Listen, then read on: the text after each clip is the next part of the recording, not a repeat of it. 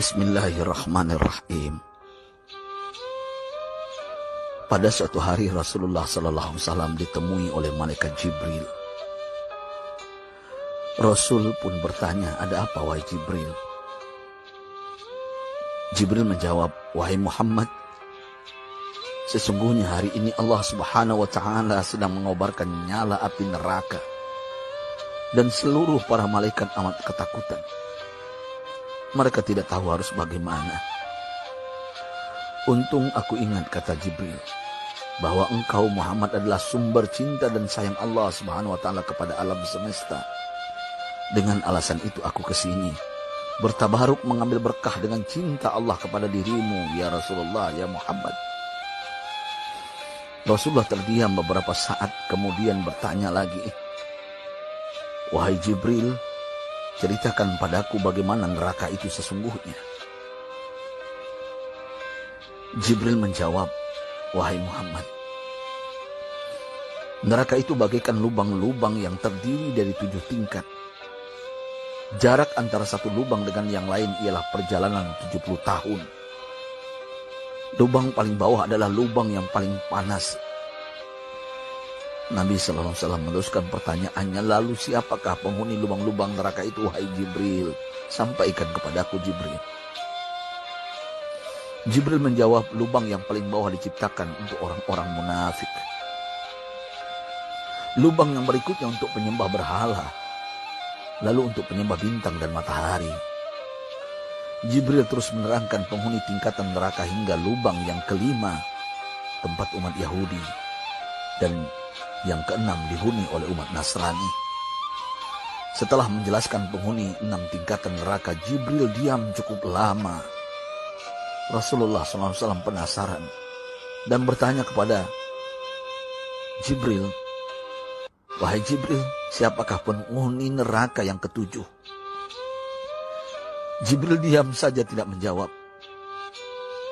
Rasulullah SAW mengulangi pertanyaannya, tapi Jibril tetap diam. Rasulullah tambah penasaran dan mendesak Jibril agar dijawab pertanyaannya. Akhirnya Jibril pun berkata, "Umatmu, wahai Muhammad, mereka itu para pelaku dosa besar di kalangan umatmu, yang dimana sampai mereka mati belum sempat bertaubat." Mendengar jawaban Jibril, Rasulullah langsung jatuh pingsan. Jibril merangkulnya dan meletakkan tubuh baginda di atas pangkuannya. Tak berapa lama Rasulullah SAW sadar dan langsung menangis bersimbah air mata dengan terisak-isak. Rasulullah mempertegas pertanyaannya, "Wahai Jibril, apakah benar ada di antara umatku yang masuk neraka?" Jibril menjawab, "Benar, wahai Muhammad, pelaku dosa besar di antara umatmu yang belum bertaubat." Setelah itu Rasulullah menghadap kiblat dan sujud kepada Allah dalam isak tangisnya. Sesekali dengan suara pelan beliau membisikkan kata-kata, "Ummati ya Rabb, ummati, ummati, ummati." Beliau SAW tidak mengangkat kepalanya dalam keadaan seperti itu selama 3 hari 3 malam. Kecuali setiap Bilal bin Rabah mengumandangkan azan, barulah beliau bangkit untuk menjadi imam. Dan setelah itu kembali sujud lagi. Pada hari ketiga Abu Bakar menyadari hal ini, beliau mengetuk pintu Rasulullah dan mengucapkan salam 3 kali, namun tidak terdengar jawaban. Abu Bakar sedih dan berseru di hadapan pintu Nabi besar Muhammad SAW, "Apakah ada jalan untuk masuk ke rumahmu ya Rasulullah?" Tetap tidak ada jawaban. Di jalan Abu Bakar bertemu sahabat Umar. "Mengapa engkau menangis, wahai Abu Bakar?" kata Umar. Abu Bakar menceritakan keadaan Rasulullah SAW. Maka Umar pun melangkah menuju rumah Rasulullah dan terjadilah hal yang sama. Umar pun pulang dan menangis. Di jalan Umar bertemu sahabat Salman Al-Farisi. Dengan terisak Umar bercerita kepada Salman hingga membuat dia amat sedih, namun tidak berani mengulangi hal yang sama. Salman melangkah menuju rumah Fatimah radhiyallahu anha dan menceritakan hal itu. Setengah berlari Fatimah menuju rumah ayah tercinta dan mengetuk pintu sambil mengucapkan salam. Mendengar suara lembut putri tercinta, sejuklah dada Rasulullah. Beliau bangkit dari sujud dan membuka pintu.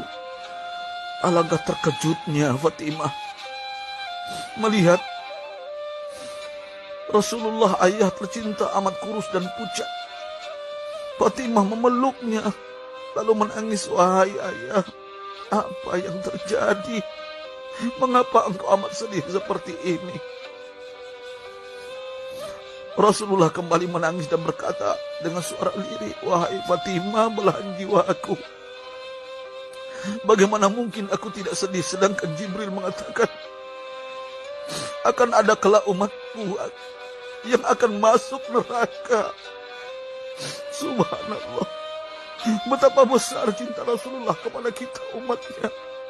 Sahabatku, Rasulullah mencintai kita. Antaman ma'aman ahbabta, engkau akan berkumpul dengan orang yang kau cintai. Mari kita mencintai baginda Nabi besar Muhammad SAW yang mencintai kita, umat yang tidak rela kita masuk neraka. Mari kita mencintai beliau dengan berselawat.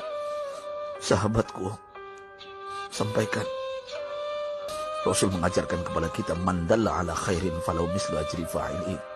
Siapa yang menunjukkan kepada kebaikan, maka dia akan mendapatkan pahala seperti orang yang mengerjakannya.